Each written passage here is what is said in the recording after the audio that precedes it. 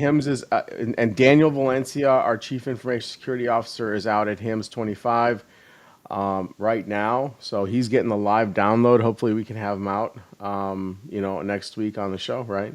Yeah, no, I think that'd be great to get Daniel to come sit down, chat with us. What did he learn? What were the new innovations that didn't make the news that he's excited about of how people in healthcare are thinking about that? So it's a great conference. Every day there's a lot of great nuggets of what they're thinking and how they're talking about transforming the clinicians' work to the healthcare cost and being able to drive that down by using AI. So there's a lot of good things coming out of this conference. So looking forward to getting a debrief from Daniel of what he saw that wasn't in the news.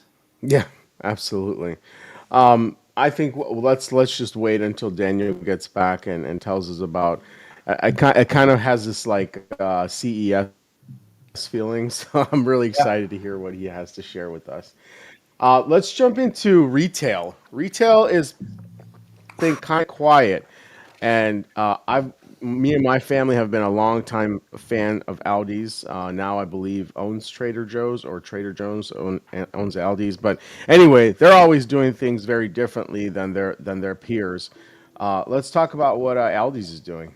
Yeah, so Aldi's just released that they are jumping into the AI innovation, and they've got a project called One Platform that's going to be helping them in. Their first phase is going after SEO and being able to improve their search engine optimization for their products, making sure that there's no discrepancies with that, as well as making all of their product offerings multilingual. So anytime you're searching the newsletter for Aldi's and what's on sale, you can be able to swap between languages, which is a easy thing that AI provides and helps you with, and it really gets to your customers. So it doesn't matter. You don't have to always put that in native English for everyone. Now you have the option to easily transform. I want it in Vietnamese, or I want it in Chinese, and you're able to get it in the format that's easiest for you to read, where you feel the most natural. So I think this is going to be huge for Aldi's,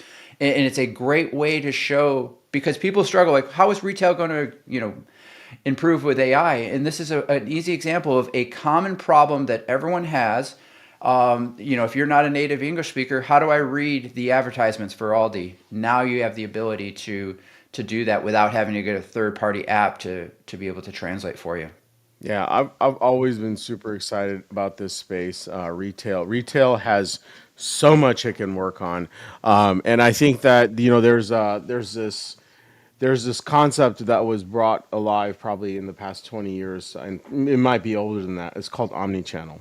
Okay, because as the internet came about and retailers started to put their presence online and started to make their inventory available for shopping online, there was a disconnection between the digital real estate or the digital environment of that retailer. Let's pick Dick's Sporting Goods, for example. They have a very large digital online presence, and I don't know what their numbers are for the revenue they make off their website, but then you go into the store. Wouldn't it be beautiful? And that's the concept behind omnichannel, is to be able to create a seamless experience regardless of what channel your customer is on, right? So, wouldn't it be amazing to be able to take a conversation or a chain of thought that happened on the internet in the comfort of your customer's home, and bring that experience while retaining memory of what happened online, and bring that into the store? So, do you want to talk a little bit about AI avatars, Jason? Yeah, so we have a service offering for AI avatars, and these are interactive avatars that you can interact with, and have a full conversation and be able to do this. So we're working on a pilot that we're not going to share the details yet until we get it, so that we can send you to the right location. But it's going to start changing how people interact, and you no longer need to have those waypoint markers or things like that. you can now have an avatar that you can talk to. You can learn more about a space or the history of this building and be able to get more information that's much more tailored to you. And I think this is where AI really is going to help people. It's going to give you tailored information specifically for you. You don't have to get, what a marketer decides you want. You can get it how you want the information. So we've starting that process, and there's a lot of really cool opportunities of where you can have personalized communication with an avatar that has that same look and feel of a person that you want, or we can use stock avatars to be able to do that if you don't want to do that. So there's Yeah. the Nick Here's my James twin. Dick's Sporting Good employee avatar. What do you got to say about that, Nick? Hey there. I didn't catch that too well. I'm not quite sure what you mean. Are you asking about avatars in the store or something else related to Dick's Sporting Goods? Let me know. Hey, there's two of me. See you later, buddy. And the technology is getting so good. I know Albert had this idea when we first started talking about, what we're going to do with the AI executive. And when one of us weren't here, we were going to get a digital twin avatar. And like we said, Yeah. when we first started, like right now, they always want to talk. So they'd always be talking over us. But I think as we've been talking to some of the vendors, we may be able to stop them and only ask them an opinion, and turn them back on. So we may have an episode that we get a digital twin, and we'll let the audience determine which person was the digital twin. Who's real? Who's real? I think everybody in our company is going to have a personal digital twin. Yes, I'm so excited. I'm looking forward to the Dr. Donnie twin. Yes, absolutely. He's going to have a monocle. He has to have a monocle on and a pocket watch. Anyway, that's how I imagine Dr. Donnie in a movie.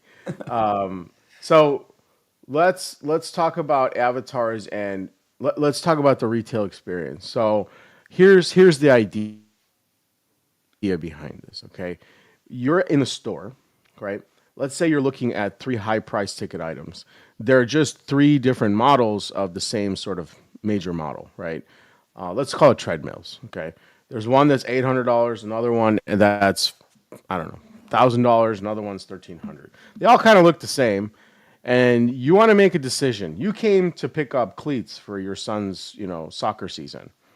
But you're like, well, I promised myself for New Year's resolutions that I would, lose some weight and I would buy a treadmill. And so now you're in a spontaneous buying just like moment, and you cannot find anybody to help you make a decision. So what do you do? Yeah, What do you do, Jason? it's. I mean, I'm not sure many people are impulse buying treadmills, but I definitely see where that would like.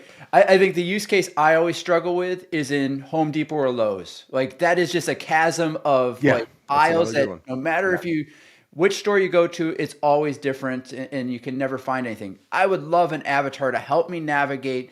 Stop making me wander around. Like, is it aisle 17? Is it aisle 53? Like having that be able to navigate you and be able to give me, okay, here's the problem I'm trying to solve. Which one of these nuts would solve that problem? So yeah, And lots it of can retail. start in your home, right? Yeah, Like you can say like, okay, here's a picture of the problem I'm having. Maybe something's broken, yeah, right? It'll be like, okay, I identified the part. It's in this aisle. Um, let's go get it, bring it back, and I'll help you install it. Imagine having like, yeah, a yeah. handy person, right on your phone, and it's paid for, and obviously it helps incentivize sales from companies like Home Depot and Lowe's. Right. Anyway, there's so much more we can talk about. Unfortunately, running out of time. We do like to keep this short and sweet. So you're sipping your coffee, you're driving to work. I was talking to Chris Lee yesterday. He's like, every morning I drive to work.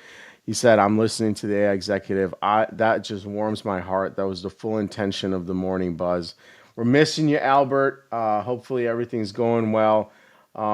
Jason, any last words before we sign off for the day, and No, we'll show I back up think tomorrow. after spending a couple hours with some 17, 18-year-olds, I do feel the future is bright. They, they, they may not have the same titles that we have. They're going to get, but there are a lot of really talented individuals that we had the opportunity to speak to that are motivated and looking to make a difference in the world. So, looking forward to seeing how that plays out. But again, they're curious and they're wanting to contribute to society, and they realize that AI is a way to help them do that. Beautiful. There is hope for the future, folks. All right, that's it for today on the AI Executive Morning Buzz. Huge thanks to Jason. Once again, we miss you, Albert. And really, I mean, the topics are just getting more fascinating and fascinating. So as we always say or sign off, I want you to stay curious, stay innovative, and we'll see you every Tuesday, Wednesday, and Thursday at 7:30 a.m. Central Standard Time sharp. Have a great day.